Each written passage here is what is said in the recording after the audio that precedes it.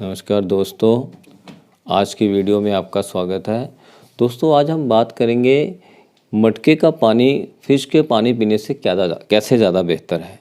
तो जैसे कि हमारे पूर्वज मिट्टी के मटके में ही पानी पीते थे और बहुत स्वस्थ हुआ करते थे। आज बदलते समय में मिट्टी के मटके की जगह फ्रिज ले चुका है। तो फ्रिज में पानी एक सामान्य लेवल से ज़्यादा ठंडा होने के कारण वो हमारे शरीर को नुकसान पहुंचाता है। मिट्टी के मटके का पानी सामान्य ठंडा होने के कारण हमारे शरीर को कोई नुकसान नहीं पहुंचाता है।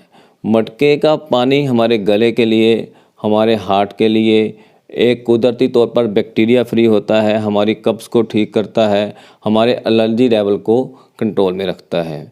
तो जब हम फ्रिज का पानी पीते हैं तो ज़्यादा ठंडा होने के कारण वो हमारे गले की कोशिकाओं को नुकसान पहुंचाता है। नतीजा क्या होता है? हमारा गला ख़राब हो जाता है, हमारे गले में सूजन हो जाती है। लेकिन अगर हम उसकी जगह पर मटके का पानी पिएं तो वो हमारे गले को कोई नुकसान नहीं पहुंचाता, क्योंकि उसकी जो ठंडक है वो एक सामान्य ठंडक होती है, एक नॉर्मल ठंडक होती है। इसी तरह मटके का पानी हमारे हार्ट के लिए बहुत अच्छा है, क्योंकि मिट्टी में एक ऐसा गुण होता है जो बैड कोलेस्ट्रॉल को ख़त्म करता है। तो हमारे शरीर में दो तरह के कोलेस्ट्रॉल होते हैं, एक बैड कोलेस्ट्रॉल होते हैं, एक गुड कोलेस्ट्रॉल होते हैं। बैड कोलेस्ट्रॉल हमारे हार्ट को नुकसान पहुंचाते हैं। तो मिट्टी के मटके में बैड कोलेस्ट्रॉल जो है वो नहीं होते हैं, इसलिए वो हमारे हार्ट के लिए बहुत अच्छा है। आयुर्वेद में यहाँ तक भी कहा गया है कि मटके का पानी हमारे ब्लड प्रेशर को कंट्रोल में रखता है।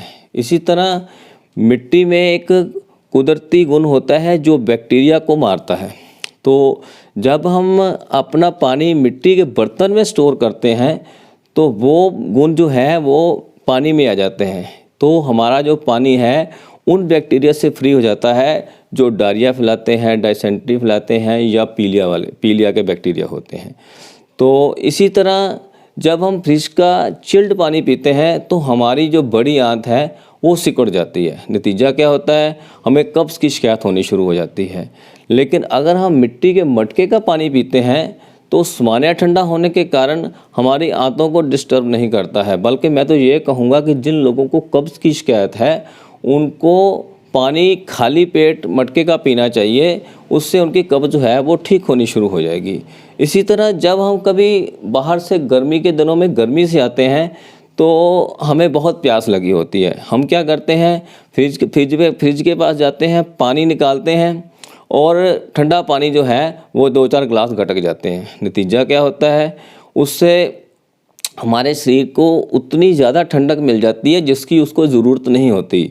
और हमारे शरीर में जो हमने जैसे खाना खाया, कितने भी पौष्टिक तत्व खाए हैं, उसमें जो न्यूट्रिशन निकलने की जो पावर होती है वो ठंडक के कारण वो स्लो हो जाती है।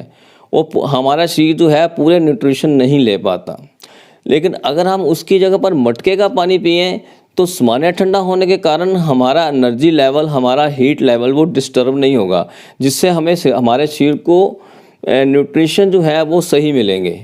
तो इसी तरह अगर हमारे मिट्टी में एल्कलाइन को लेवल करने की एक पावर होती है, तो इससे हमारा जो शरीर है उसमें एसिड लेवल और एल्कलाइन लेवल जो है वो डिस्टर्ब नहीं होता है। इससे हमें पेट गैस नहीं होती है, पेट दर्द नहीं होती है और बहुत तरह के फ़ायदे होते हैं।